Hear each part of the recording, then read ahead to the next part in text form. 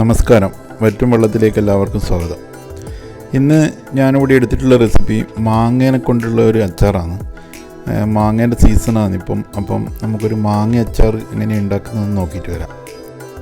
ഇതുണ്ടാക്കാൻ വേണ്ടിയിട്ട് ഞാൻ 1 കിലോ മാങ്ങ നല്ലോണം കഴുകി വൃത്തിയാക്കി തുടച്ചിട്ട് ചെറിയ പീസാക്കി മുറിച്ച് എടുത്തിട്ടുണ്ട്.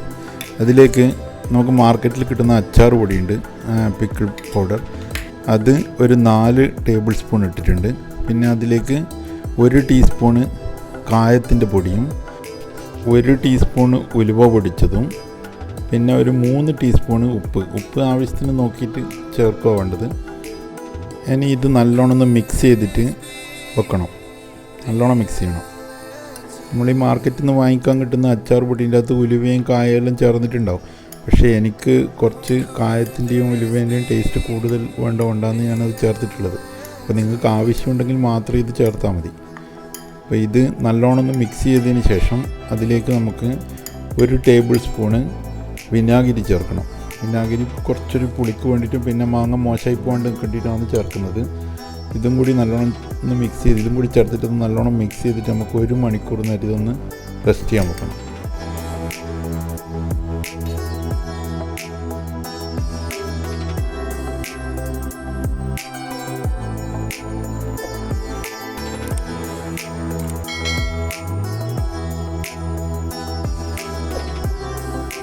ഇപ്പോൾ 1 മണിക്കൂറായിട്ടുണ്ട്. ഇനി നമുക്ക് ഒരു പാൻ അടുപ്പത്ത് വെച്ചിട്ട് അതിലേക്ക് ഒരു 100 ml എള്ളെണ്ണ ഒഴിക്കുക. നമ്മളെ നാട്ടിൽ നല്ലെണ്ണ എന്ന് പറയും. അതിൻ്റെ 1 ടേബിൾ സ്പൂൺ കടുകിട്ടിട്ട് ഒന്ന് പൊട്ടിക്കുക. കടുകിട്ട് പൊട്ടിച്ചതിന് ശേഷം അതിലേക്ക് ഒരു 4-5 ചുവന്ന മുളക് പൊട്ടിയതിന് ശേഷം 4-5 ചുവന്ന മുളക് ഇട്ട് പിന്നെ അതിലേക്ക് ഒരു 4-5 വെളുത്തുള്ളി ചോപ്പ് ചെയ്തിട്ട് ചേർക്കുക. ഒരു 4-5 പച്ചമുളകും ചോപ്പ് ചെയ്തിട്ട് കൊടുക്കുക. ഇത് തീയങ്ങ് ഓഫാക്കി വെക്കുക. അധികം ചൂടാറ്.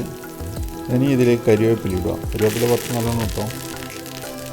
കരിവേപ്പില ഇട്ടതിന് ശേഷം ഒന്ന് ഇളക്കിയിട്ട് ഇതിലേക്ക് ഒരു 2 ടീസ്പൂണ് കാശ്മീരി ചില്ലി ഇട്ടിട്ട് ഒന്ന് നല്ലോണം ഒന്ന് മിക്സ് ചെയ്യാം. തീ ഓഫാക്കിയിട്ടാണ്ടാണ് കാശ്മീരി ചില്ലി കരിഞ്ഞു പോറ്. ഇത് നല്ലോണം ഒന്ന് മിക്സാക്കിയതിന് ശേഷം ഇത് നമ്മൾ നേരെ മിക്സ് ചെയ്ത് വെച്ച മാങ്ങേൻ്റെ അകത്തേക്ക് ഒഴിച്ചു കൊടുക്കണം. എണ്ണയൊന്ന് തണുത്തിട്ട് മാത്രമേ ഒഴിക്കാവൂ. എണ്ണ ഇതിലൊഴിച്ചതിന് ശേഷം നല്ലോണം മിക്സ് ചെയ്യണം.